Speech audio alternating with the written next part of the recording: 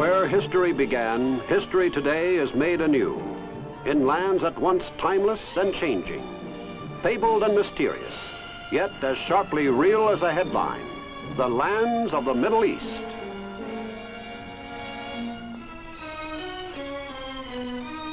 The maps of the Middle Ages used to show this region as the center of the world because of its inclusion of the Holy Land. Already then, it was a cultural area rich in history. Western civilization began in the valleys of the Nile, the Tigris, and Euphrates rivers. Here, men learned to domesticate animals, to farm the soil, to write, to make laws, and to worship one God. For three of the world's great religions germinated here: Judaism, Christianity, and Islam.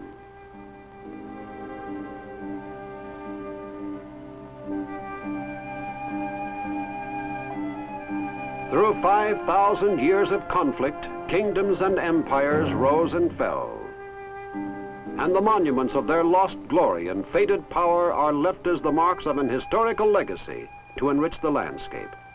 And now today, once again, there is a stirring here, and world attention focuses once more on this region of the globe.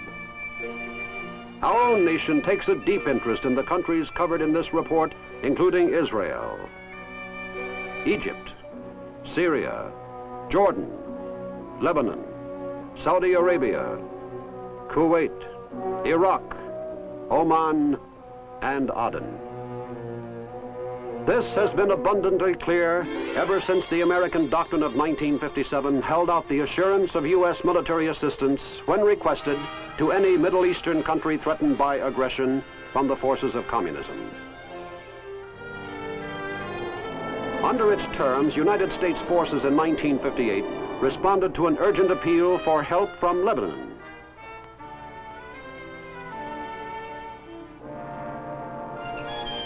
Why this interest in the Middle East? One reason is its location. It is a world crossroads, a sea, land, and air bridge connecting the three continents of Europe, Asia, and Africa. Then there is the area's immense supply of oil, about 2/3 of the world's known reserves. From this supply, it furnishes 3/4 of Europe's oil needs and almost all those of the Far East. In world affairs, too, these states are playing an increasingly significant role. They frequently take a united stand on issues and exert a powerful influence on other states. Thus, the majority of nations in this area, making up the Arab bloc, can have considerable impact on world attitudes and decisions. The area which, for all these reasons, figures so importantly in the course of world history today is not one solid entity. There are divisions, some of them deep and ancient, some born of the troubled present, which pit nations and groups of nations and groups within nations against each other. Their governments range from republic to monarchy to sheikdom, from forward-looking to feudal, and no two are of the same form. And the people themselves differ quite as much as do their forms of government.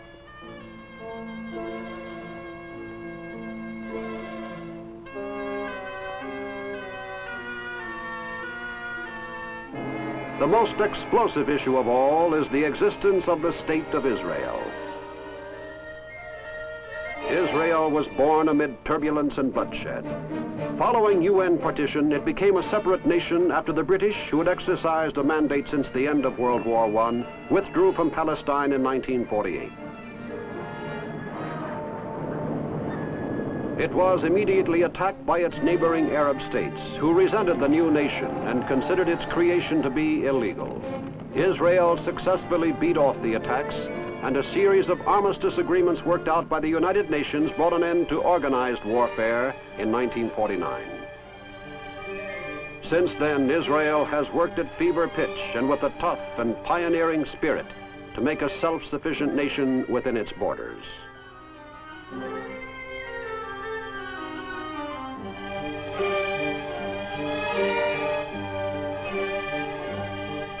Penniless Jewish immigrants, bringing with them the varied languages, skills, and customs of the countries of their birth, have been absorbed and provided with shelter, food, and jobs.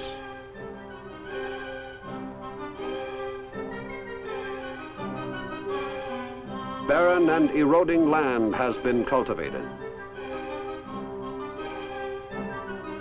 Determined efforts in irrigation and specialized projects with cattle have promoted an agricultural program which today produces a plentiful supply of basic food.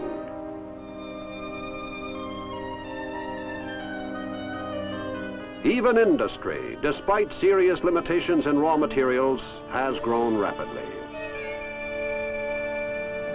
At variance with this picture are the camps outside Israel's borders, where more than 1 million Arab refugees maintain a miserable existence and demand the right to return to the homes in Palestine from which they say they were dispossessed during the war. Israel says it would be impossible to readmit them. It has offered to discuss compensation. But the Arab states, supporting the refugees' demands, refuse to acknowledge Israel's right to Palestine and will not accept any conditions at all. The result is stalemate in terms of human wretchedness, and the plight of those people symbolizes not only the divisiveness which scars the Middle East, but also, strangely enough, its opposite. For the Arab nations surrounding Israel, although divided on many issues, are united in their opposition to Israel. Not only their opposition to Israel, but other factors too, provide a unity which binds together most of the Arab lands of the Middle East. For the Arabs of every country share a common culture which spills across the borders of nations and is apparent throughout the Arab world. From the architecture of its buildings to the customs of its daily life.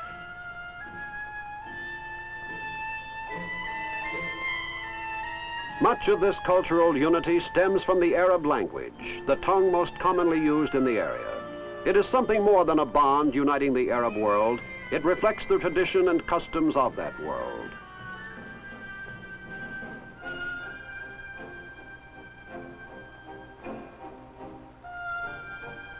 An Arab speaking Arabic, wherever he may be, speaks on the basis of judgments and assumptions and values shared by all other Arabs.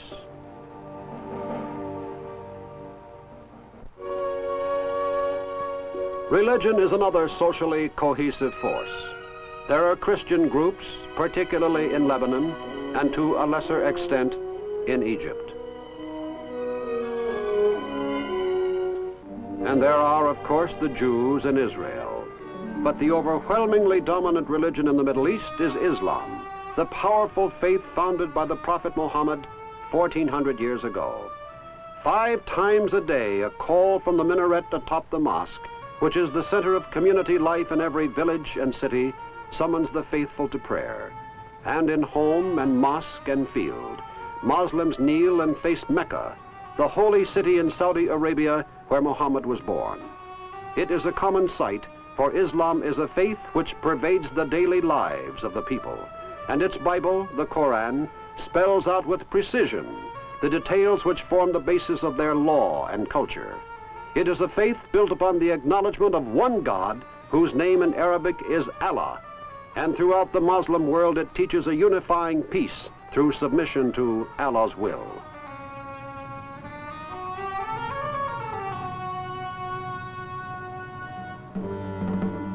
Even its physical appearance gives a unity to the Middle East.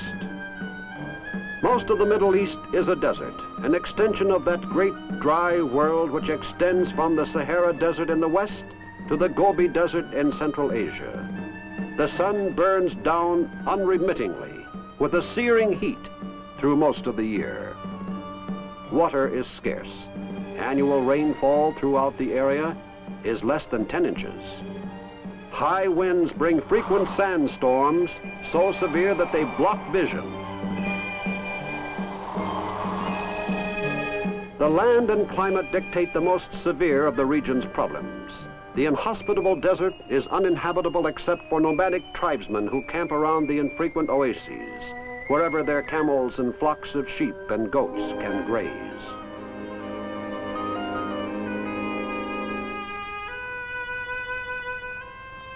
Most of the people live by farming the narrow, crucial bands of fertile land which stretch along the few rivers, or in even smaller regions made arable by irrigation.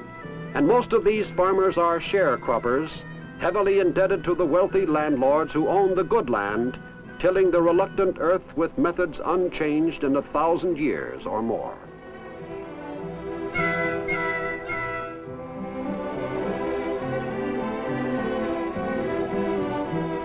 For them and for the thousands who flock to the cities in a hopeless effort to find something better, life is a primitive existence ridden with poverty and the companion conditions of illiteracy and disease. But if poverty is a common condition of the Arab world, so too is the yearning to change this condition, to break out of the prison of the past and reach for the promise of a better life. The urge toward change is not peculiar to the Middle East. The 20th century has heard its challenging cry around the globe, but nowhere more insistently than in this part of the world. The manifestations of change are everywhere. In the quiet modification of customs and social patterns centuries old, in savage street demonstrations which defy the old authorities and create new ones overnight. And most important of all, in the application of new methods to ancient problems. Some of the countries of the Middle East have seized upon industrialization as the answer to all their troubles and the fastest path to the promised land of tomorrow.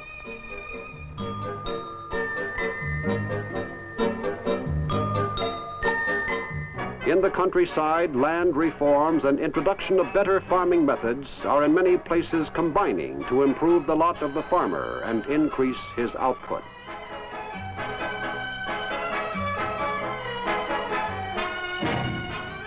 The most ambitious and hopefully regarded projects are those which endeavor to make more land productive through irrigation and develop water power for industry. Most widely known such project is Egypt's construction of the Aswan High Dam on the Nile. Begun in 1960, it reached its first stage of completion in 1964. Construction on the dam was begun with help from the Soviet Union. It was not Russia's first foothold in the strategic Middle East. Egypt's President Nasser had provided that several years earlier by turning to the USSR for military assistance and equipment. And neither was it the last. The influence of the communist world has been widely felt.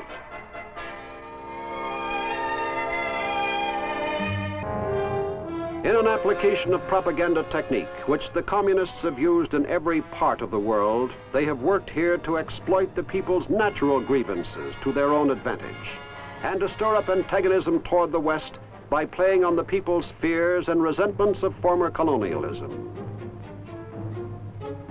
However dead colonialism may be in actuality, the fears and resentments of it are real and are still alive in the national memories of those who have experienced it. And in much of the Middle East, the tradition of outside control stretches back to the days of Greece and Rome. This resentment was fanned to new life in 1956 after Egypt's Nasser nationalized the Suez Canal, the vital artery through which commercial traffic has flowed for a century. Great Britain and France, whose interests had jointly controlled the canal, were fearful of a disruption in the delivery of their oil supplies. They sent in troops, ostensibly to bring an end to warfare between Egypt and Israel, which had come with Israel's earlier invasion of the Sinai Peninsula. But they quickly moved to create a buffer zone around the canal.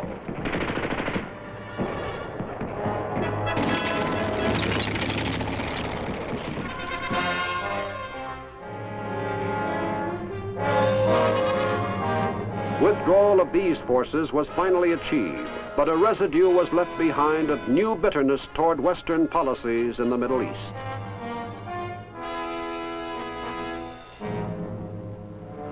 The stand most of the major Middle Eastern countries take in the Cold War is one of detachment. Sometimes it seems to us more like opportunistic politics, but the leaders insist that their policy is neutrality. If the voice of the Middle East sounds with more vigor and insistence in the world today than it ever has before, it is in great part because of the spirit of nationalism which has swept through the Middle East, as through most of the underdeveloped regions of the world since World War II.